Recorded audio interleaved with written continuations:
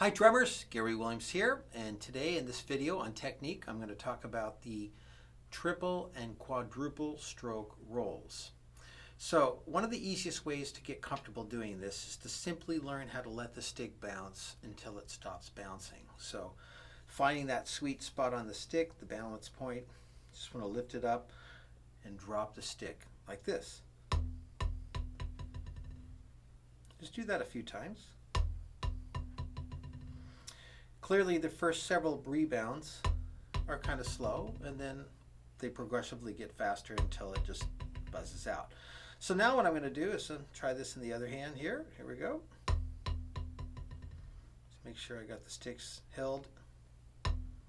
You notice how my back fingers are opening up and my wrist is bent over.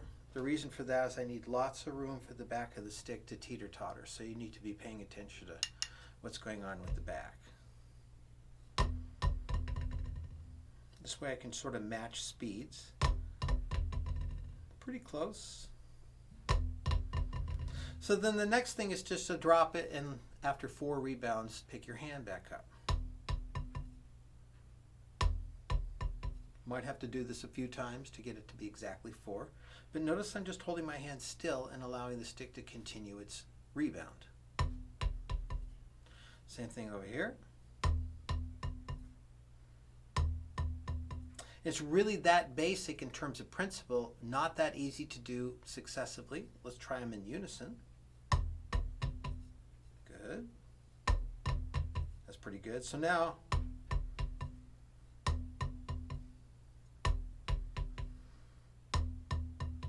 I'm doing it separate. Now I'm going to try to link them up.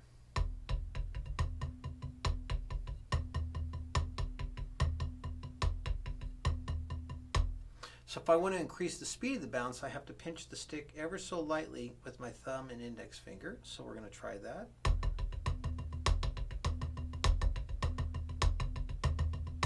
So that's one way of going about it. We're going to go now to the triple stroke roll. And the way in which you can do that is the same process, except that now that you've been able to control the timing of 4 rebounded strokes, we're going to now get 3.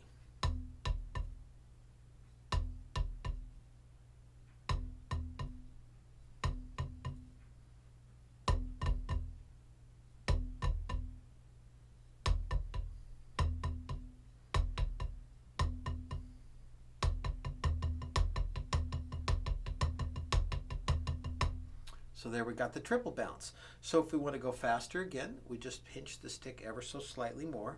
You might also notice the stroke height is now lower.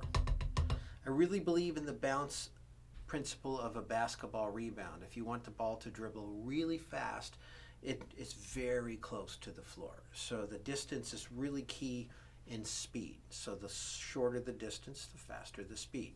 Now one way I started learning how to play the triple stroke roll at a faster tempo was starting with my double stroke roll and then pinching the sticks just tightly enough,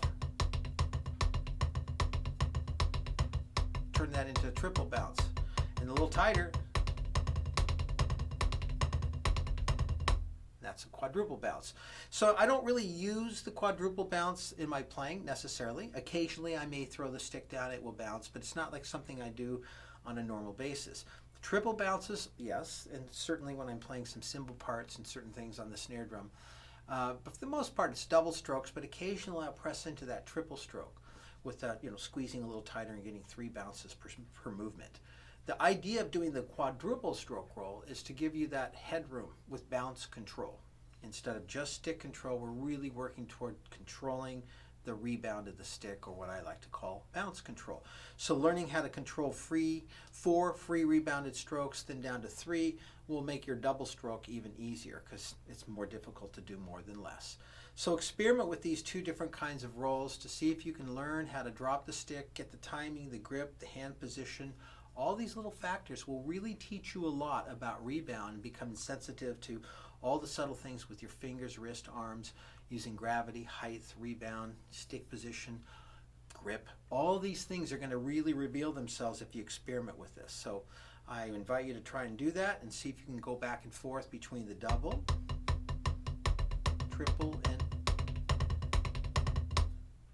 see if you can get a little bit of that happening. So, all right, so there you go.